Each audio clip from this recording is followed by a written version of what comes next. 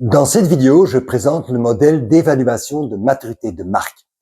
Ses formalités, son fonctionnement et surtout les nombreux avantages qu'il offre à votre entreprise. Entre parenthèses, je parle de marque au sens large.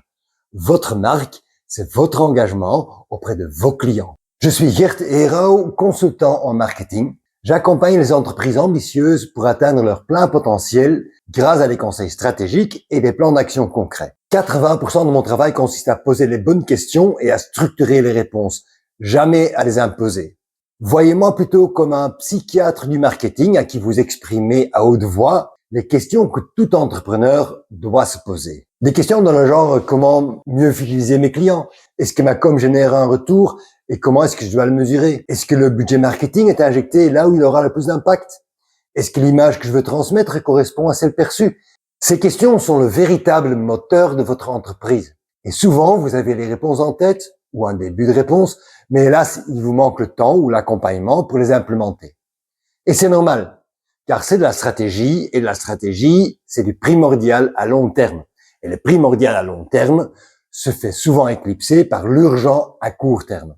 Et c'est exactement là où je peux intervenir. Pour catégoriser ces questions moteurs et trouver des réponses pertinentes, j'ai conçu ce modèle d'évaluation de maturité de marque, fondé sur la littérature marketing, enrichie de mon expérience et validée par des experts.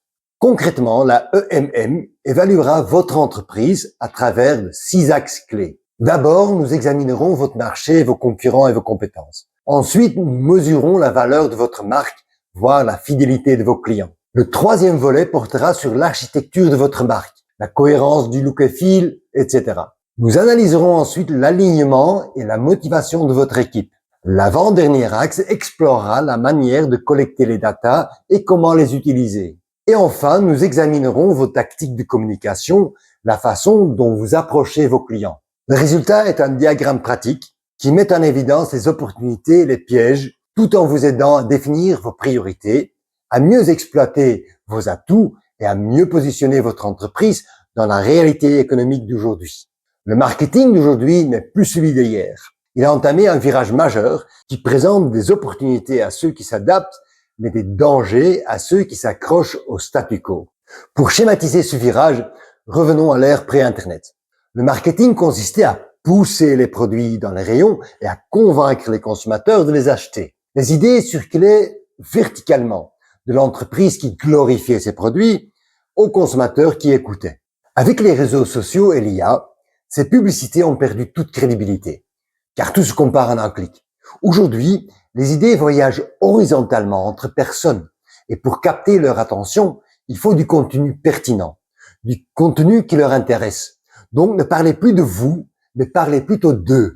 Le deuxième effet important des réseaux sociaux et d'Internet, et du fait que tout soit disponible tout le temps, a donné naissance à la longue traîne. C'est une masse de produits autrefois invisibles, mais aujourd'hui recherchés, trouvés et vendus.